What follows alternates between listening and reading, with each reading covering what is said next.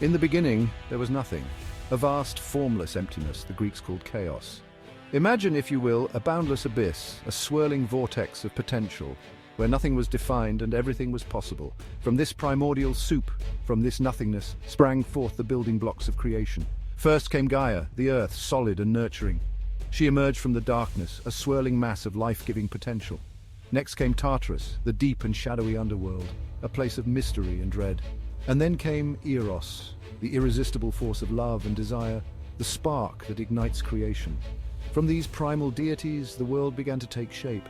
Out of chaos, order slowly emerged. It was a time of raw power, of elemental forces colliding and combining to form the cosmos as we know it. This, then, is where our story truly begins, in the heart of this nascent universe, teeming with possibility and brimming with the promise of things to come. Gaia, the Earth Mother, lay alone in her splendor. She yearned for a companion, a force to complement her own, and so, from her own fertile being, she created Uranus, the sky. Uranus stretched out above Gaia, vast and powerful. His embrace encircled her, and together they formed the first true union. Rain fell from his fingertips, nourishing the earth. Sunlight poured from his eyes, warming the land. From their union, a new generation of gods was born, the Titans. These were not the Olympian gods we know so well, but their formidable predecessors. 12 in number, they embodied the raw power of the universe. Oceanus, the vast and endless river that encircled the world, was their eldest. Tethys, his sister wife, was the embodiment of the primal waters that gave birth to life. Together they represented the boundless potential of the sea.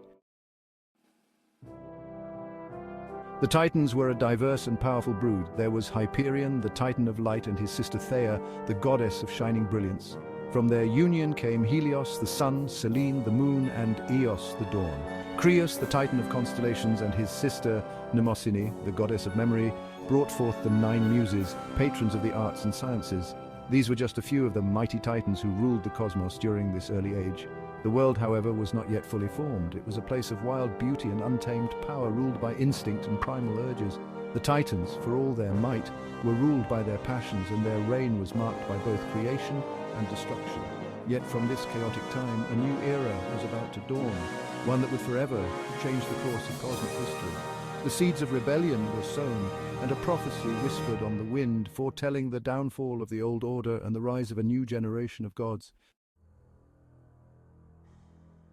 Section 4. Cronus' reign, a golden age tainted by fear. Among the Titans, Cronus, the youngest and most cunning, rose to power. He challenged his father, Uranus, for dominion over the cosmos, with a sickle given to him by his mother, Gaia.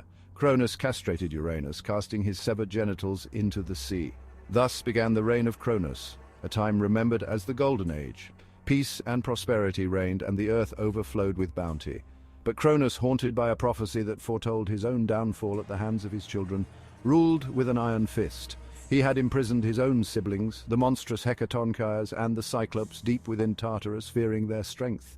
And in a twisted act of self-preservation, he devoured each of his children as they were born, swallowing them whole to prevent the prophecy from coming to pass. His wife, Rhea, the titaness of fertility and motherhood, watched in horror. She mourned the loss of her children, their cries echoing in her ears even from the depths of Cronus' stomach. But Rhea was not one to surrender to despair. She would find a way to protect her next child, even if it meant defying the most powerful being in existence. Section 5. The Prophecy and the Hidden God.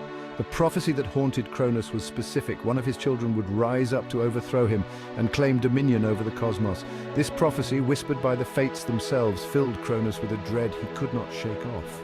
Rhea, pregnant with her 6th child, fled to the island of Crete, seeking refuge from her husband's tyranny. There, in a cave hidden deep within the mountains, she gave birth to a son, a god of extraordinary power and promise. This was Zeus, the future king of the gods. To protect him from Cronus' insatiable appetite, Rhea tricked her husband, presenting him with a swaddled stone instead of the newborn god. Cronus, none the wiser, swallowed the stone whole, believing he had successfully thwarted fate.